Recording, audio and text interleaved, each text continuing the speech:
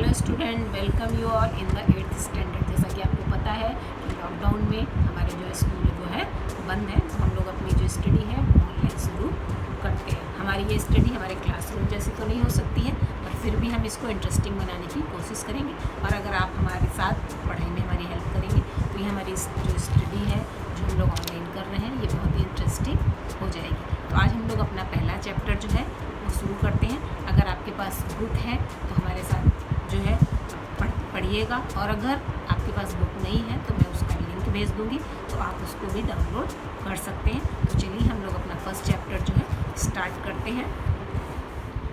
तो हमारा जो फर्स्ट चैप्टर है क्रॉप प्रोडक्शन एंड मैनेजमेंट। जैसा कि चैप्टर में बताया गया है, क्रॉप प्रोडक्शन मतलब क्रॉप को हम लोग किस तरह से प्रोड्यूस करते हैं और उसका मैनेजमेंट किस तरह से करते हैं, उसके बारे में हम इस चैप्टर में सीखेंगे। तो इस चैप्टर की स्टार्टिंग हम पहले थोड़ी सी बुक से करते हैं। स्टार्टिंग में Paheli and Boojho went to their uncle's house during the summer vacation. Their uncles is a farmer. One day they saw some tools like खुरपी, sickle, shovel and plow etc. in the field. तो यहाँ पे ये बताया गया है कि जो पहली एंड बूजो हैं उन्होंने इस तरह के कुछ भी जो है पहली बार देखे थे टूल्स। इसके पहले उन्होंने कभी भी देखे नहीं थे। ये एक छोटी सी स्टोरी की हेल्प से यहाँ पे समझाया गया है। तो यहाँ पे I want to know where and how we use this tools. तो अब इसमें जो बूजो है वो जानना चाहता है कि ये जो टूल्स हैं इनको हम कहाँ पे यूज़ करते हैं। मतलब कि बहुत से यहाँ पे तो बूजो के को लेके हमको ये बताया गया, लेकिन बहुत से ऐसे लोग हैं जो सिटी में रहते हैं जिन्होंने कभी टूल्स देखे भी नहीं हैं, तो उनको ये नहीं पता होता है कि इनको हम कहाँ और कैसे यूज़ करते हैं। तो ये सारी चीज़ों का यूज़ हम अपने इस चैप्टर में क्रॉप प्रोडक्शन और मैनेजमेंट में देखेंगे। यहाँ पे you have learn that all living organism require food. जैसा कि हम पहले भी हम लोगों ने पढ़ा है कि जितने भी लिविंग ऑर्गेनिजम्स होते हैं उन सभी को फूड जो है रिक्वायर होता है, और ये जो फूड है वो प्लांट बनाते हैं। Can you recall how green plant synthesise their own food. जैसा कि आपने अपनी पिछली क्लास में पढ़ा है कि प्लांट किस तरह से अपने फूड को बनाते हैं और उस प्रोसेस को क्या कहते हैं। Animal including human can not make their food. और एनिमल और जो दूसरे तरह के और भी ऑर्गेनिज्म हैं वो अपने फूड को नहीं बनाते हैं। So where do animal get their food from. तो ऐसे एनिमल जो अपने फूड को नहीं बनाते हैं वो अपने फूड को कहाँ से लेते हैं। But first of all why do we have to eat food. हम ये जानेंगे कि हम जो है फूड को क्यों खाते हैं। You already know that energy from food is utilised by the organism for carrying out their various body function such as digestion, respiration and excretion. तो अब इतना अभी हमने आपको बुक से जो है इंट्रोड्यूस कराया। अब मैं आपको बताऊंगी यहाँ पे कि फूड प्रोड्यूस एनर्जी। फूड जो है एनर्जी प्रोड्यूस करते हैं। Energy from food is utilised by organism for carrying out various function. जो ये हमारी एनर्जी प्रोड्यूस हो रही है जो कि हमको फूड से मिल रही है, इससे जो है वेरियस मतलब बहुत तरह के फंक्शन होते हैं, जैसे कि डाइजेशन, रेस्पिरेशन, एक्सक्रीशन। इसके बाद अब इस चैप्टर में जो मेन है वो हमारा है क्रॉप, जो चैप्टर का नाम है क्रॉप प्रोडक्शन एंड मैनेजमेंट, जिसमें कि जैसे रेगुलर फूड प्रोडक्शन, रेगुलरली हम फूड को किस तरह से प्रोड्यूस करते हैं। प्रॉपर मैनेजमेंट, उसको हम किस तरह से मैनेजमेंट मतलब फूड जब प्रोड्यूस हो जाता है तो उसका रख रखाव कैसे करते हैं, उसको जो फाइनल जहाँ तक पहुँचाना है उसको हम कैसे पहुँचाते हैं, डिस्ट्रीब्यूशन ऑफ फूड, इन सभी के बारे में इस चैप्टर में हम पढ़ेंगे। अब इसमें जो है हमारी बुक में है एग्रीकल्चरल प्रैक्टिस। एग्रीकल्चरल प्रैक्टिस में जो है यहाँ पे आप देख रहे हैं कि when plants of the same kind are grown and cultivated at one place on a large scale it is crop. ये क्रॉप की डेफिनेशन बताई गई है। जब एक ही तरह के जो प्लांट हैं वो बहुत बड़े एरिया में अगर हम उनको ग्रो कराते हैं तो उसको हम क्रॉप कहते हैं। For example crop of wheat means that all the plants grown in a field are that of wheat. जब यहाँ पे ये बताया गया है कि जब हम वीट को किसी बहुत बड़े फील्ड में ग्रो कराते हैं तो उसको हम क्रॉप बोलते हैं। You already know the crops of the different types. Crops जो हैं हमारी अलग अलग तरह की होती हैं, जैसे कि cereals, vegetables, fruits etc. These can be classified on the basis of the season. अब ये जितनी भी हैं सीरियल्स हैं, वेजिटेबल्स हैं, सारे तरह की वेजिटेबल्स हमको एक ही हर सीज़न में अवेलेबल नहीं होती हैं. उसके बेसिस पे यहाँ पे क्रॉप को हमने 2 टाइप्स में बताया है, kharif crops and rabi crop. Kharif crop में अगर हम शॉर्ट में समझें तो ये जो है रेनी सीज़न में होती है. इसका जो टाइम होता है वो जून से लेके सितंबर तक होता है. और इसके एग्जांपल हैं पैडी, मेज, सोयाबीन, ग्राउंडनट, कॉटन एक्सेट्रा. तो ये हमारी खरीफ क्रॉप के बारे में मैंने आपको बताया. इसी तरह से second type of crop is rabi crop. It is grown in winter season and the time of rabi crops is October to March. The example of rabi crop is wheat, gram, pea, mustard, linseed, pulses and vegetables. अब आपकी book में है यहाँ पे basic practice of crop production. यहाँ पे question है why can paddy not be grown in the winter season. यहाँ पे क्वेश्चन पूछा गया है कि पैडी को हम विंटर सीजन में ग्रोन क्यों नहीं करा सकते हैं. उसका आंसर भी है यहाँ पे paddy requires a lot of water. क्योंकि पैडी को ग्रो कराने के लिए बहुत सारा वाटर चाहिए जो कि विंटर सीजन में नहीं मिलता है. इसलिए पैडी को जो है हम लोग रेनी सीजन में ग्रो कराते हैं. Therefore it is grown only in the rainy season. Cultivation of crops involves several activities undertaken by farmer over a period of time. You may find that these activities are similar of those carried out by a gardener. Crop को cultivate कराने के लिए जो farmer जो activities करते हैं वही जो है गार्डनर्स के द्वारा की जाती हैं एंड इवन बाय यू. और जो है यही सारी प्रैक्टिस जो हम लोग अपने घरों में जो प्लांट्स लगाते हैं उसमें भी सेम ही तरह की हम लोग जो है सारी जो है प्रैक्टिस करते हैं. दीज एक्टिविटीज़ और task are referred to as the agricultural practice. और ये सारे प्लांट्स को उगाने के लिए उसके जो है किस तरह से हमको प्रिपरेशन करनी है, कितने तरह के टास्क हम यूज़ करते हैं, वो सारे के सारे हमारे एग्रीकल्चरल प्रैक्टिस में आते हैं. और अपने इस चैप्टर में हम इसी के ऊपर ही पूरी बात करेंगे. तो यहाँ पे जो है एग्रीकल्चरल प्रैक्टिस में हम यहाँ पे कुछ पॉइंट्स दिए गए हैं.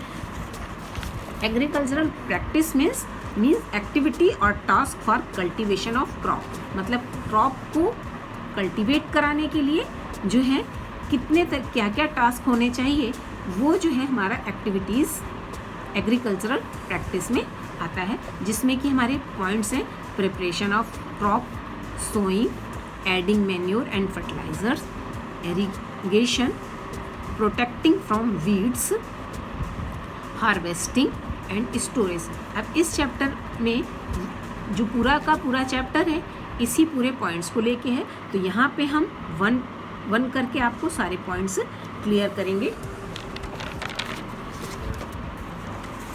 प्रिपरेशन ऑफ सॉइल मतलब किसी भी क्रॉप को ग्रो कराने के लिए हमको सॉइल को जो है प्रिपेयर करना पड़ता है. फर्स्ट स्टेप बिफोर ग्रोइंग मतलब क्रॉप को ग्रो कराने से पहले जो हम अपने सॉइल को तैयार करते हैं. मतलब हमारी सॉइल जो है वो हार्ड नहीं होनी चाहिए, उसको हमको लूज करना पड़ता है. This allow the root to penetrate deep into the soil. और अगर सॉइल लूज नहीं होगी तो उसकी जो रूट्स हैं वो अंदर तक डीपली जो है सॉइल में नहीं जा पाएंगी. The loose soil allow the root to breathe. और अगर जब सॉइल हमारी लूज हो जाती है तभी जो है हमारी जो रूट है वो ब्रीथ कर पाती हैं even when they grow deep into the soil. Why does the loosing of soil allow the root to breathe easily. अब यहाँ पे ये भी क्वेश्चन पूछा जा सकता है कि जो है सॉइल को जो है लूजनिंग क्यों ज़रूरी है जिससे कि वो आसानी से ब्रीथ कर सके. The loosened soil help in the growth of earthworm. अब इसका आंसर है आपको यहाँ पे मिल रहा है कि अगर सॉइल जो है हमारी जब लूज रहती है, जब ढीली पड़ जाती है तो उसमें जो है अर्थवॉर्म अच्छे से ग्रो कर सकते हैं. और दूसरे तरह के भी जो माइक्रोब्स हमारे सॉइल में प्रेजेंट होते हैं वो भी अच्छे से ग्रो करते हैं. These organism are friends of the farmer. ये जितने भी तरह के ऑर्गेनिज्म हैं ये फार्मर्स के फ्रेंड हैं. Since they further turn and लूजन the soil. ये फार्मर के फ्रेंड्स क्यों हैं? क्योंकि ये जो माइक्रोब्स हैं और अर्थवॉर्म है ये हमारी सॉइल को लूजन करने में हेल्प करते हैं, उसको टर्न करने में हेल्प करते हैं and soil and add humus to it. और इसमें जो है जो हमारी सॉइल है उसमें ह्यूमस को जो है और इंक्रीज करते हैं. But why does the soil need to turn and loosen. लेकिन नेक्स्ट क्वेश्चन है कि सॉइल को लूज करना और टर्न करना क्यों जरूरी है। You have learned in the previous classes that soil contains mineral. जैसा कि हमें पहले पता है पहले से कि हमारी सॉइल में जो है मिनरल्स होते हैं, वाटर होता है, एयर होते हैं and some living organism. In addition that plants and animal get decomposed by the soil organism. ये हम लोग पहले भी पढ़ चुके हैं कि सॉइल में वाटर, एयर, लिविंग ऑर्गेनिजम्स होते हैं और जितने भी तरह के ऑर्गेनिज्म जो कि जिनकी डेथ हो जाती है वो सारे के सारे हमारे सॉइल में मिल जाते हैं डिकम्पोज होने के बाद। In this way various nutrients held in the dead organism are released back into the soil. और जो डेथ ऑर्गेनिज्म में जितने भी न्यूट्रिएंट्स होते हैं वो हमारी सॉइल में जो है वो वापस से आ जाते हैं। These nutrients are again absorb by the plant. और फिर ये सारे के सारे जो न्यूट्रिएंट्स हैं वो प्लांट्स के द्वारा दोबारा से लिए जाते हैं। Since only a few centimetre of the top layer of soil support plant growth. अब जो सॉइल की हमारी ऊपरी लेयर है उसकी कुछ सेंटीमीटर तक ही जो है वो जो है प्लांट की ग्रोथ में हेल्प करती है। Turning and loosing of soil bring the nutrient rich soil to the top so that plants can use these nutrients. अब अगर हम अभी आपका क्वेश्चन था कि इसको टर्न और लूज़ करना क्यों ज़रूरी होता है, क्योंकि अगर हम इसको टर्न और लूज़ कर देते हैं तो जो हमारी फर्टाइल टॉप लेयर है वो जो है उसमें ह्यूमस जो है बहुत ज़्यादा हो जाता है और हमारी जो सॉइल है वो फर्टाइल हो जाती है। Turning and loosing of soil is very important for cultivation of crop. ये मैंने बता दिया आपको कि लूजिंग और टर्निंग जो है सॉइल के लिए क्यों ज़रूरी है। The process of losing and turning of soil is called tilling और प्लगिंग। अब आपसे पूछा जा सकता है कि टिलिंग क्या है, व्हाट इज़ टिलिंग और व्हाट इज़ प्लगिंग। तो आपका आंसर क्या होगा, द प्रोसेस ऑफ लूजिंग और turning of soil is called tilling और ploughing. This is done by using ploughs are made of wood and iron. ये जो है हमारे वुड और आयरन के बने होते हैं। If the soil is very dry, अगर सॉइल जो है बहुत ड्राई होती है, it may need water before plugging. तो प्लगिंग से पहले उसको वाटरिंग करना पड़ता है। द प्लग फील्ड में है बिग पीसेस। जब हम प्लगिंग करते हैं तो ये संभव हो सकता है कि उसमें जो सॉइल के जो हैं बहुत बड़े बड़े उसमें पीसेस हों। It is necessary to break the crumbs. तो इसलिए हमारे लिए ज़रूरी हो जाता है कि उन पीसेस को, उन क्रम्स को हमको जो है तोड़ दें। The field is levelled for sowing as well as irrigation purpose. अब जब हमारे ये क्रम्स वगैरह जब टूट जाते हैं तो हमको जो है जो हमारी जिसमें कि हम कल्टीवेशन करेंगे उस सॉइल की लेबलिंग भी ज़रूरी होती है। The labelling of soil is done with the help of labeller. और इसमें जो है लेबरर की हेल्प से जो है हम अपनी सॉइल की लेबलिंग करते हैं। Sometimes manure is added to the soil before tilling. कभी कभी टिलिंग से पहले उसमें हम मैन्योर भी जो है ऐड कर देते हैं। This help in the proper mixing of manure with the soil. अब इसी जो प्रिपरेशन ऑफ सॉइल में यहाँ पे एग्रीकल्चरल इम्प्लीमेंट्स के बारे में बताया गया है। इम्प्लीमेंट्स मतलब जब हम सॉइल की प्रिपरेशन करते हैं तो हमको किस किस तरह के औजार की ज़रूरत पड़ती है वो यहाँ पे बताया गया है। पर मैं आपको यहाँ पे शॉर्ट में दिखा रही हूँ। जैसा कि यहाँ पे ये प्लग मतलब हल है, इसमें यहाँ पे डायग्राम की हेल्प से दिखा रहे हैं ये किस तरह का होता है। This is being use since the ancient time. ये जो है हल जिसको कि प्लग से जानते हैं, ये हमारा बहुत पुराने समय से जो है क्रॉप प्रोडक्शन में यूज़ हो रहा है।